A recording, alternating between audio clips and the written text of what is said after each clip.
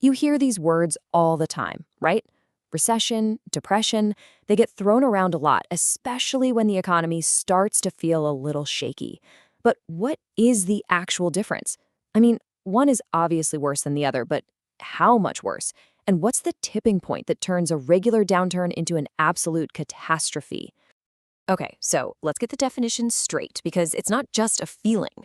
A recession, that's a sustained downturn in economic activity, a slowdown. But a depression? Whoa, that is a whole different animal. We're talking about a massive drop in the economy, a decline in real GDP of more than 10%, or a recession that just refuses to end, dragging on for 2, 3, or even more years. So it's not just about how bad it is, it's about how long it lasts too, severity and duration. And to really wrap your head around that terrifying difference, you got to go back in time. We have to look at the most infamous example in all of modern history, the Great Depression. It is the literal benchmark against which every other economic crisis gets measured. Now, this thing didn't just happen overnight. It was more like a slow-motion train wreck. It all kicked off in August 1929, when the Roaring Twenties finally ran out of steam. Then, boom, the famous stock market crash in October. But you know what? That was just the opening act. Over the next couple of years, bank panics started spreading like a virus, and it all finally hit rock bottom in March of 1933. Sometimes a single number can tell a story of immense human suffering, and for this era, that number is 24.9%. That was the unemployment rate in 1933. Just stop and think about that for a second. 1 out of every 4 working people in the entire country was out of a job. And to really get the scale of this disaster, look at this comparison. In 1929, the U.S. was basically at what we'd call full employment today. The jobless rate was just over 3%. 4 years later, it had exploded to nearly 25%. The speed of that collapse was just breathtaking. So the billion-dollar question is, how on earth did this happen? How did a recession, which is a pretty normal part of the business cycle, spiral so completely out of control? What were the critical mistakes that turned a simple downturn into a decade-long nightmare? Well, decades later, we got a shockingly honest answer. In 2002, Ben Bernanke, who was a governor at the Federal Reserve at the time, basically stood up and confessed on behalf of the institution. He said, "We did it. We're very sorry. We won't do it again." That is a stunning admission, and it points us directly at the policy failures that caused this historic disaster. This wasn't just some bad luck. It was a perfect storm of policy errors. First, the Fed made the absolutely baffling choice to raise interest rates right when the economy was already starting to slow down.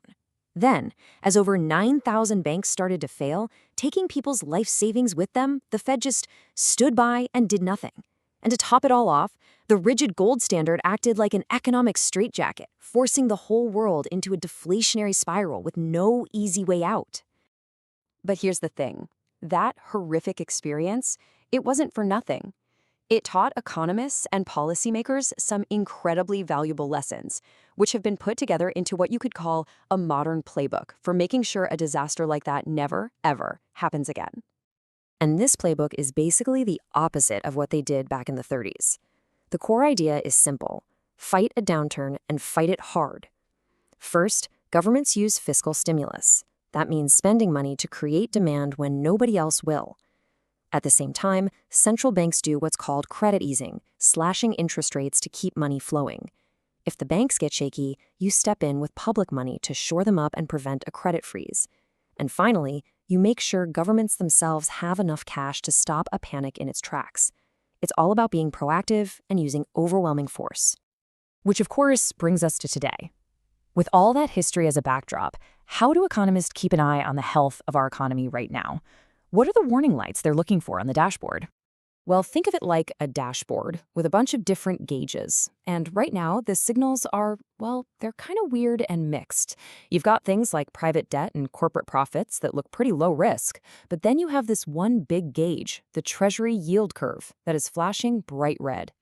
And that right there is the big puzzle economists are grappling with. For decades, whenever this yield curve inverted, which it is right now, it was an almost perfect signal that a recession was coming. It was the canary in the coal mine.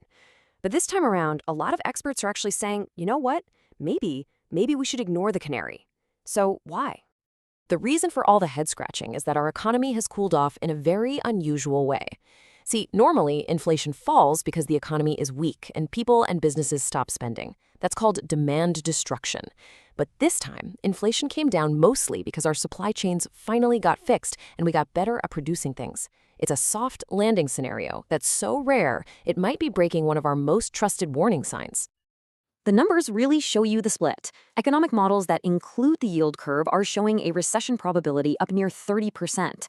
But if you take it out, if you say, hey, that indicator's broken, the probability plummets to just 12%. That huge gap shows you just how unique and uncertain this whole situation really is.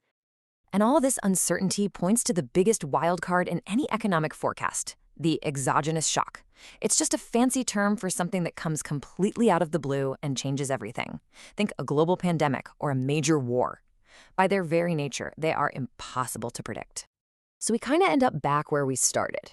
We have learned the lessons from the Great Depression. We have a playbook designed to prevent the terrible policy mistakes of the 1930s. But the very fact that we have that playbook means the next crisis probably won't look anything like the last one. The biggest risk is always the one you're not ready for. And that leaves us with one critical question. We're prepared for the last crisis, but are we really prepared for the next one?